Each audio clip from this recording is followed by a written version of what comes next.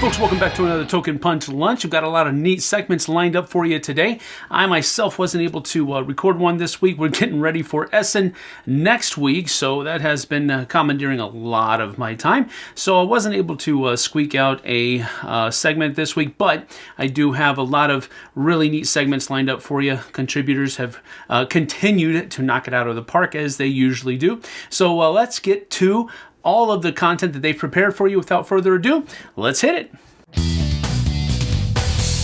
Hi, this is Ambie from Board Game Blitz, and last time on Token Punch Lunch, I talked about playing games at work, and some of you responded with how you play games at work. Felipe says that they play Gloomhaven at work during their lunch hour. They use a wall plaque to put the board on it and then put it up on a cabinet to save it now, so they can just bring their lunch and play the game, which I think is really amazing, playing Gloomhaven at work. Ben's Google said that they have a board game lunch every Friday, pretty much every week, and then during holidays they have a bigger tournament that they put together.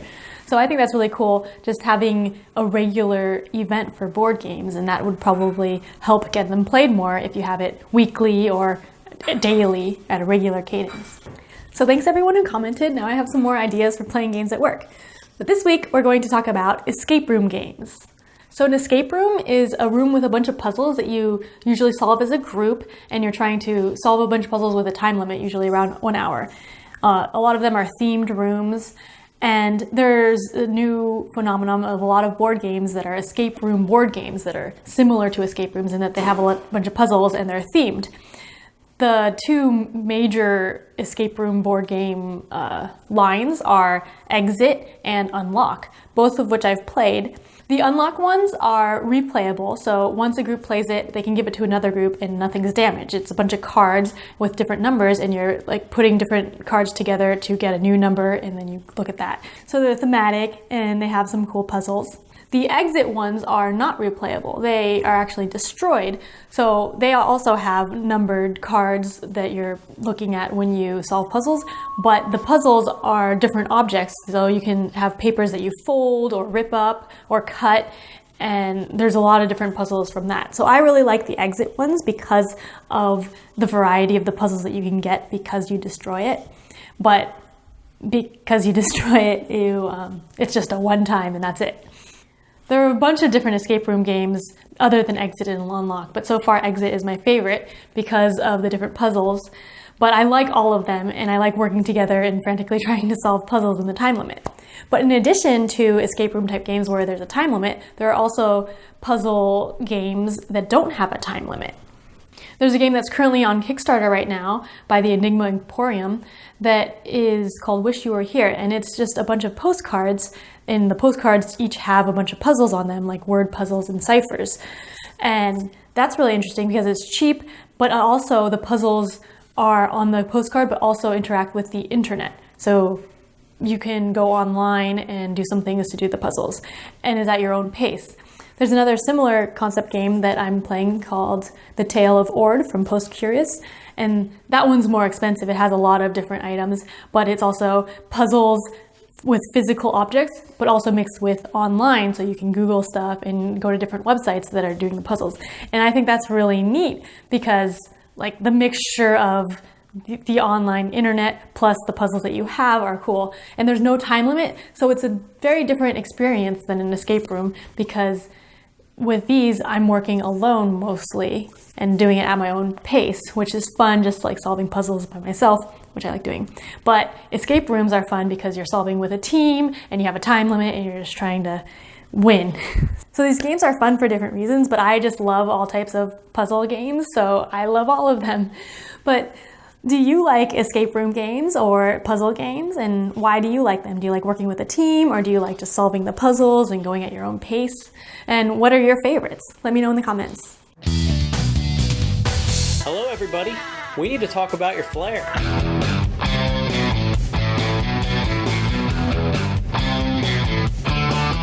On 15 Pieces of Flair, I'm going to show you all some ways to spruce up that game room.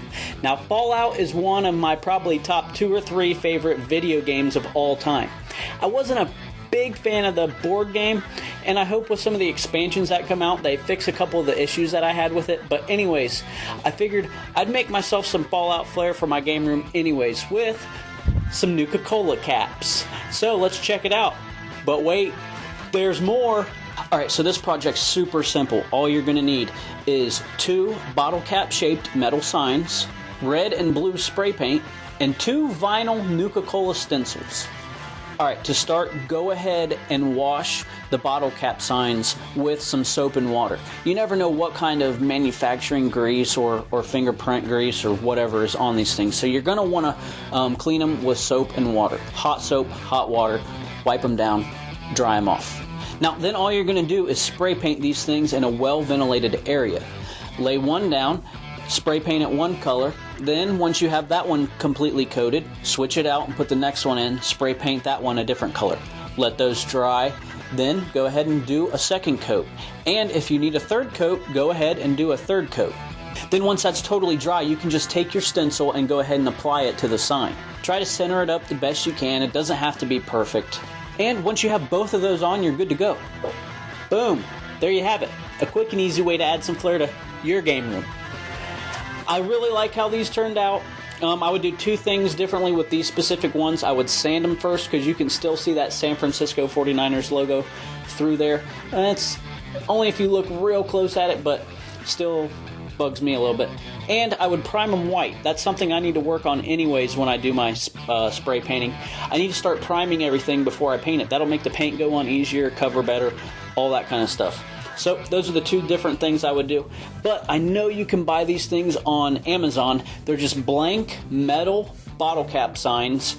And those are perfect. You just prime them white, spray paint them whatever color you want, slap the decal on it, slap them on the wall, and you're good to go. So that's what I would do differently on these. Don't forget, everybody, if you have any suggestions on games or ideas you'd like me to make into any kind of flair, let me know in the comments below. Or find me anywhere on social media, and you can get a hold of me there, and I'll talk to you just like a normal person. Don't forget, 15 pieces of flair is the bare minimum. Some people choose to do more, and I certainly encourage that. Have fun, everybody.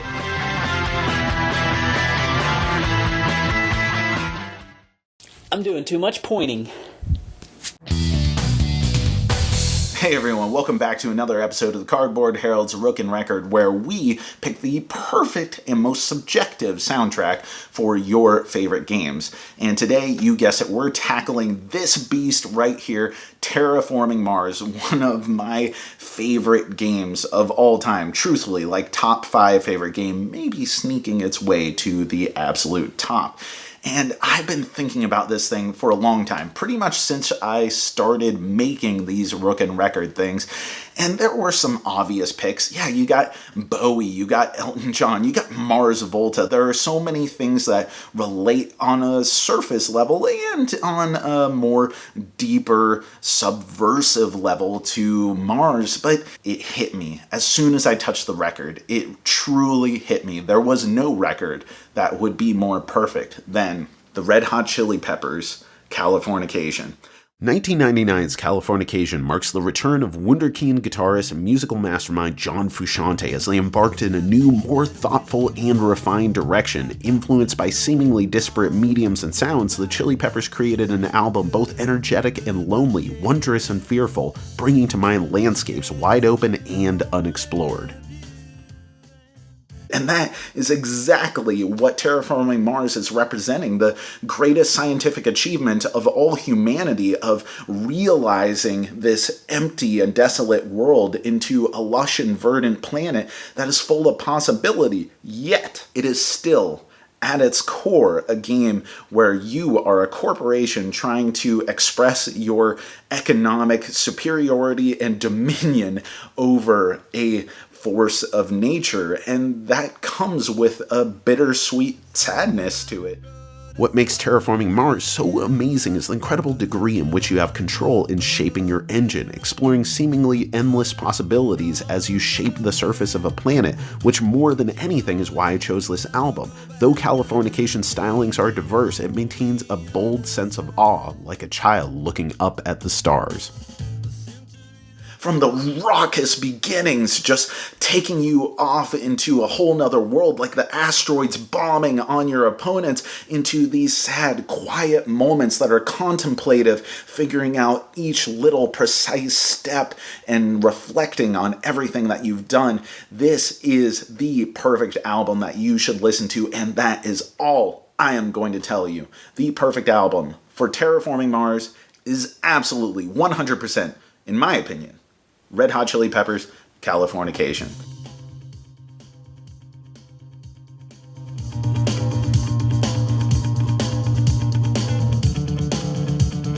Thank you so much for watching the Cardboard Herald's Rook and Record, and thank you to all the supporters who voted on Terraforming Mars as our next pick for this show.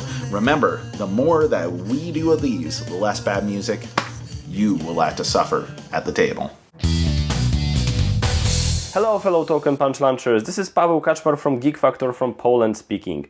Now, I want to say I'm sorry for being away for so long, but my life has been quite complicated over the past few months. I'm not going to bore you with details, but it's been hard and it's taken me a while to kind of like catch my breath, catch my rhythm. I promise not to make those breaks in presence any longer than this one was. I promise I'm going to try my best to do that. Thank you, Sam, for having me back. Now, let's get on with it. Now, as always, my mission here was to promote Poland and the board gaming scene among the viewers of the Dice Tower. Now, Essen Spiel is coming up, and obviously I want to quite a few Polish publishers will be present there, promoting their new games. You will be able to buy some of them, you will be able to demo others and not buy them yet. You'll be able to pre-order some games. So I want to mention just a few. I want to go through these really quickly because I don't have a lot of time, and I do want to mention a few of those. Those are Polish publishers and some games that they're going to have there. NSKN Games, which is a Polish-Romanian publisher, they're going to have Dice Settlers, a game that's actually been mentioned by Tom, Sam, and Z on the Dice Tower. It's a very, very fun, very quick, very dynamic game about manipulating dice. I played it a couple of times now. I really, really like it. I really recommend it. But they're also going to have, and I suspect that this one is going to be their big hit, Teotihuacan, which I hope I pronounced at least all right. And this is a massive, big Euro game. Everyone who's played it says they love it, so I'm pretty confident this is going to be their big hit. Moving on, Rebel, which is a publisher located in my hometown of Gdańsk. So yay! Rebel is gonna have two premieres. They're gonna have a lovely small game called Blossoms, which is a game for two players about planting and growing flowers. Now it's very colorful, it's very bright, it's a quick two-player game. I like it. I don't love it, it's not my favorite two-player game, but it's a quick, fast, fun little game. Also, they're going to have an expansion for K2. The expansion is called Lotse, which is Lotse. I hope I'm pronouncing it correctly again. Now, K2 is one of their more popular games across the world. K2 had a sister game which was called Mount Everest, which wasn't as popular. So I think that with this expansion, they're kind of like going back to K2 and expanding on that game. So that's a brand new expansion. They already had one expansion, I believe, called Broadpeak. So now they're back with yet another one called Lotse.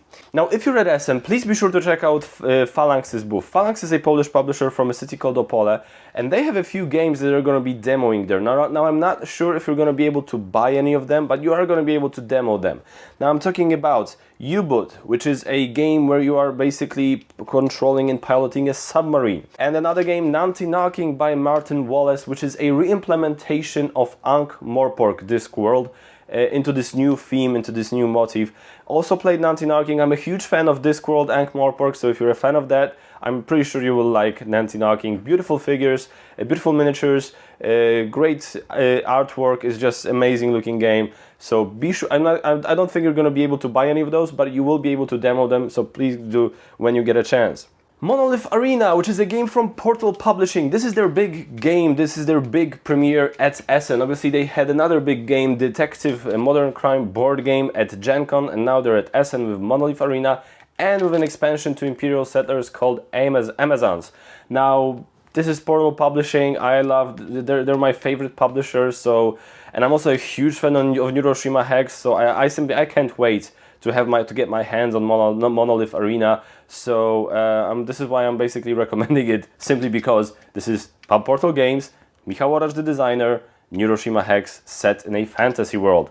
So yeah, this looks like it's gonna be fun, and obviously Amazon's cool looking expansion to an already very cool game.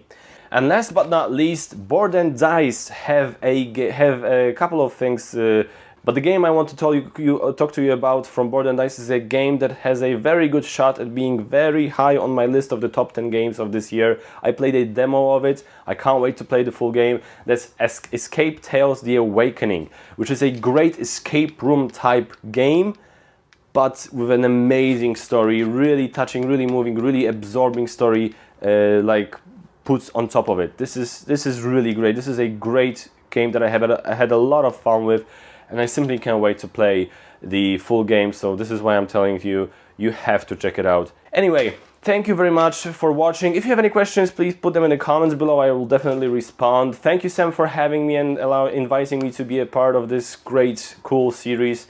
And I hope I see you next very, very soon. I hope I don't miss any more of those. See you next time. Bye-bye.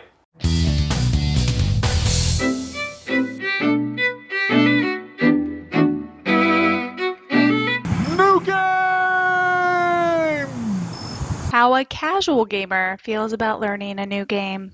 We're gonna learn a new game today. Okay. Here's the board game map. Here are the rules. And the companion apps on this. And assemble this toaster. But don't forget, it's a game, so have fun! Hi, I'm Jona, and I'm almost a gamer. When my husband and I sit down together to learn new games, we see things very differently. He sees it as a new adventure, the open road. I like learning new games, but I fight the feeling of it being an arduous task. Especially when I'm in a group, I feel like I'm being put on the spot. Over time, I've gotten better at fighting those feelings, but I figure for a lot of gamers that are new to the hobby, they probably feel the same way that I used to. I put together a list of some helpful tips for you to remember the next time you sit down to learn a new game. I asked people on the Dice Tower Facebook page and on my gaming group page if they had any advice for people when they sit down to learn a new game, what is a good thing to try to remember to do. And people got back to me with really wonderful advice. I just want to preface this by saying thank you everybody on Facebook who responded to me and helped me come up with some of the tips on this list. Be a good listener. This may sound easy, but here are a few things that might distract you. The game pieces. Don't look at the little miniatures. Try not to stare at the cards when you first are seeing a new game. Just leave them alone. You'll have plenty of time to check them out later. Turn off your phone. At least while you're learning the game, just turn it off for a few minutes just so you know it's not on. You won't be distracted by it. Try not to interrupt the person teaching you. The second tip is to stop worrying about your first move. When someone's teaching you a game, you really just want to take in everything that they're telling you. Don't stress about what's going to happen. I struggle with this because I'm always worried I'm going to look stupid when I'm doing something new. And this is something that I just have to get over, and I encourage anyone else that feels the same way, don't worry about it. People know that you're new. They know that maybe you're not going to make the right move the first time, and that is just a given. The third tip is really easy. Watch what other people are doing and go ahead and copy them. Everyone is usually doing that anyway. Take a few minutes to check out the symbols, numbers, letters, things of this nature you want to pay attention to in games. They are usually there to help you follow the flow of the game, and it's just helpful to take a few minutes, determine what the symbols are and their importance, and it will really help you out while you're learning the new game. Pick one mechanic or one strategy that's in a game and stick to it, even if you're going to lose by doing this. It's a great way to kind of simplify the game itself for you, and you can learn that one strategy and then try something else another time. This is the best advice I can give someone taking on a new game. Don't worry about losing. My husband always tells me this, and a lot of people said this. Don't make it your priority to win. Just take it on as a fun gaming experience, have a great time, and don't worry about being perfect. So those are all the tips. I hope that they'll help you the next time you sit down to learn a new game, so it feels more like an adventure. Anyone who has more advice that they'd like to share, please do so in the comments. We'd love to hear from you. Thank you everybody for watching the Token Punch Lunch, and I hope you have a great day. Well, hi everyone. I'm Doug Jr. And I'm Doug the Third. And we are from Doug and Doug Gaming. Welcome to another episode of A Fellowship of Meeples.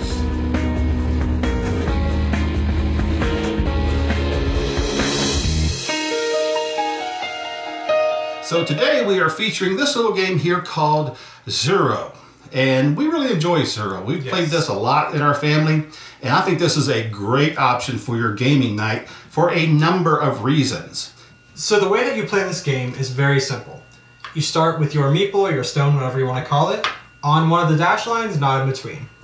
Then you're going to choose one of your 3 tiles that you have as a tile building game or a path building game, and you're going to orient it however you want, and then place it in front of your character and move your characters to the end of that line that he's on. And then you have to refill your hand. You should always have 3. The simple way of winning this game is by running your opponents off of the board, or making, if you're playing in a game of 3 or more, making your opponents crash into each other, because then they're also out.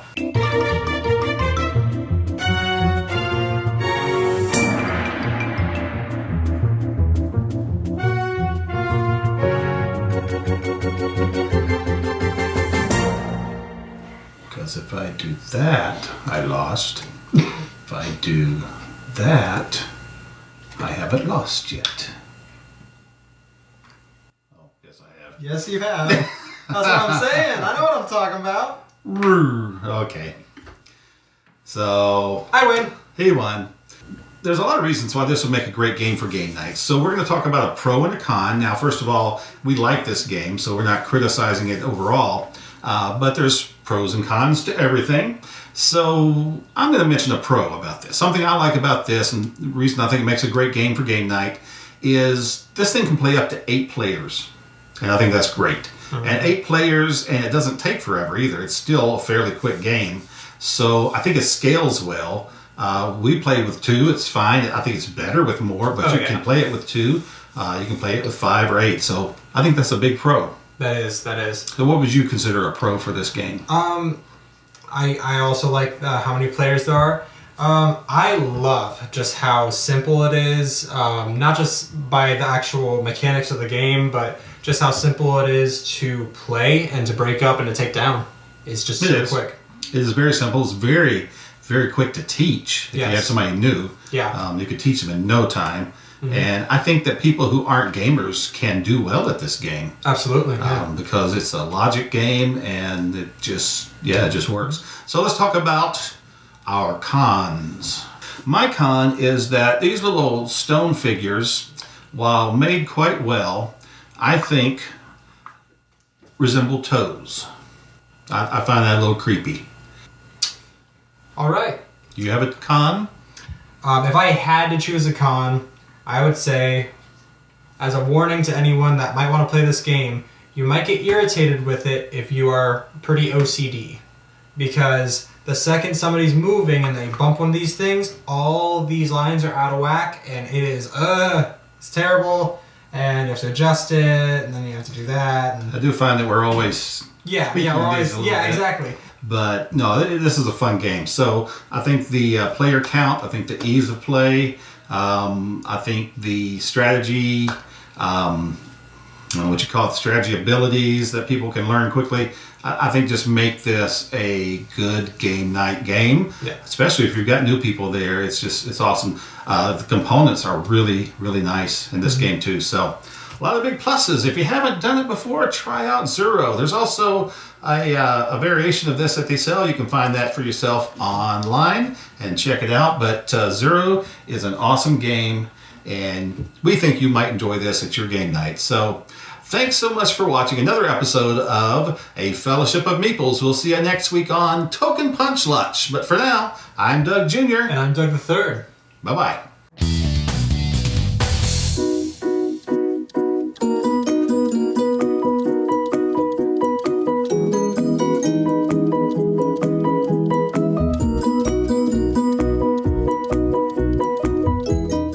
Hey everybody, Even Steven here. Today we're looking at Pishna Hockey, a game from Canada by Reverso Games.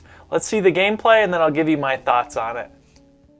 Pishna Hockey has a very simple rule set and is played on a laser-cut wooden board. The goal of the game is to flick these red discs into the blue puck to try to score it in your opponent's goal. Reverso Games offers 3 sizes of this rink. There's a small, a medium, and a large. We're playing on the largest size here. The object is to flick this red disc, so let's say it's this player's turn, into the blue disc and trying to get it to go into that goal there. Now the second rule to the game is if the blue disc is behind all of the red player discs, you may flick the blue disc directly at the goal. So in this case, this player might try to flick it anywhere towards the goal. Now, since the blue disc is in front of a red disc, this player over here would have to shoot this red disc into the blue disc there, and back and forth and back and forth. And there's some really cool shots you can pull off as you're trying to get this disc to score. Sometimes they'll actually ring around the goal, and it's pretty tough to actually get it in the net. But the discs fly really well, and eventually it's just going to be a back and forth of flicking this blue puck back and forth until it goes into the net. The first team to score 3 goals is the winner.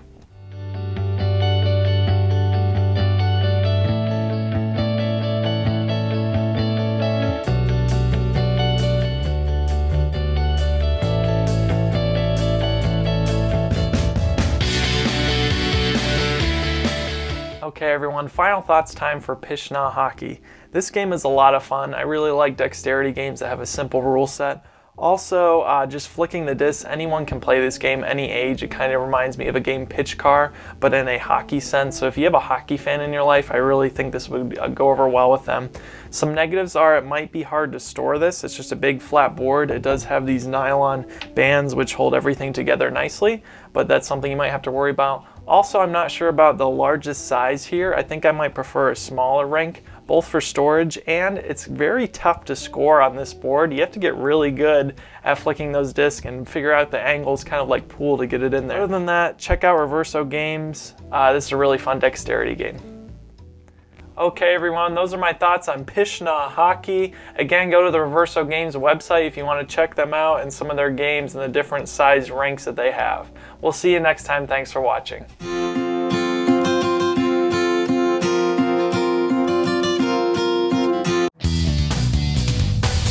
Hey everyone, this is Tim Jennette the Metal Meeple, and this is the Budget Board Game Breakdown.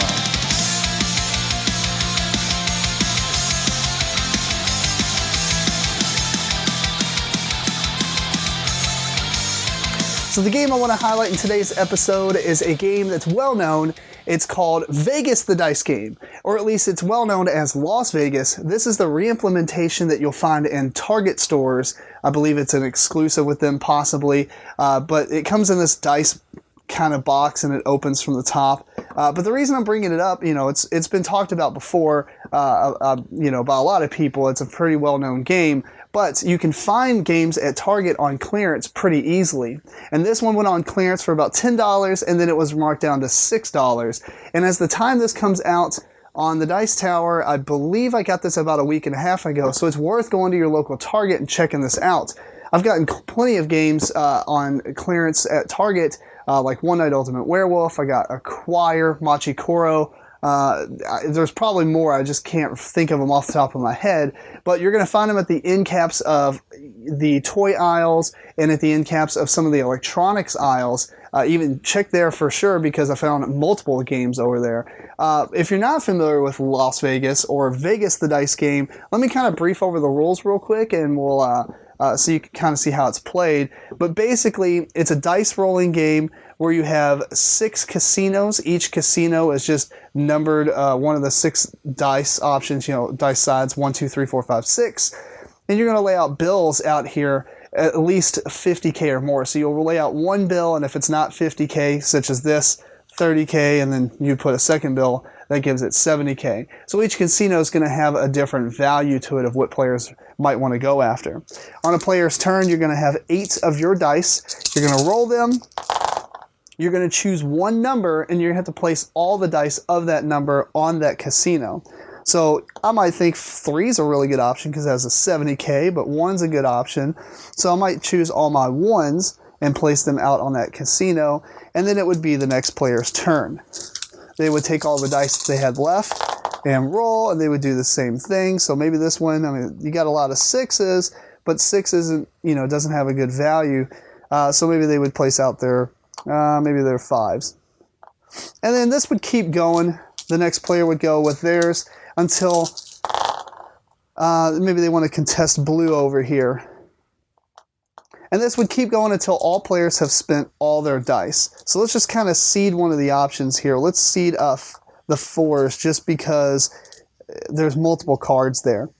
And basically the way this would work is at the end of the round, after all players have placed their dice, you would go through each casino. We're just going to do this one. Now, the first thing you do is check for ties, which white and black have ties. Every tied player takes all their dice back.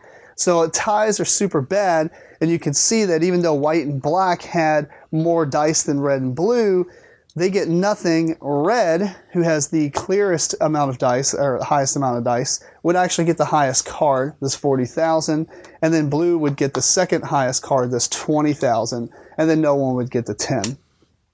Then you would do each casino like that, and then at the end of the round, you take all your dice back, you clear out the board, you put all new cards out, and then you would play them another round.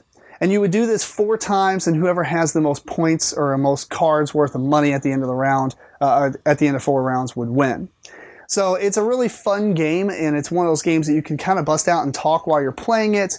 It's got this pressure luck aspect, because it's like, well, I rolled a lot of dice right now for this one. Do I put all my dice there, or try to maybe do 1 die over each round kind of deal? There's a fun variant where if you're not playing with 5 players, because it has enough for 5 players, you can use the 5th player's dice and give those out to the other players as a neutral dice, and then that neutral dice will you can kind of place them and cancel other people's dice. It's pretty fun. But anyway, the reason I brought it up though is because it's such a cheap game that you can acquire at Target, and the fact that Target has all these clearance games all the time, especially with them having, I believe, 95 exclusives recently. You're going to see a lot of those start going to clearance because people don't know to go there and buy certain games, the general population. So they're going to start clearing those out, clearancing those out if people haven't bought them pretty quickly. So I'd like to hear what kind of games you have acquired at Target on clearance, what your scores have been. And if you have any questions about the game or anything else, feel free to email me at timjennette@gmail.com. Follow me on social media at the handle below. Check out my podcast, Meeple Core. And until next time, keep on rocking and rolling dice. And so that wraps up another Token Punch Lunch episode. I want to thank you all for joining us here, and I want to thank all of my contributors for all of the hard work that they've put into making their segments come to life. And as always, we always like to hear from you guys, what you think, your comments and all that. Try to keep them constructive. Don't be mean, of course, but let us know what you think, any ideas that you might have to go forward with any of those contributor segments. I know they'd love to hear from you, and so would I. So without further ado, let's go ahead and get on out of here. Let you get back to the rest of your day, and we'll see you guys and gals on the flip side. Thanks for joining us. Take care.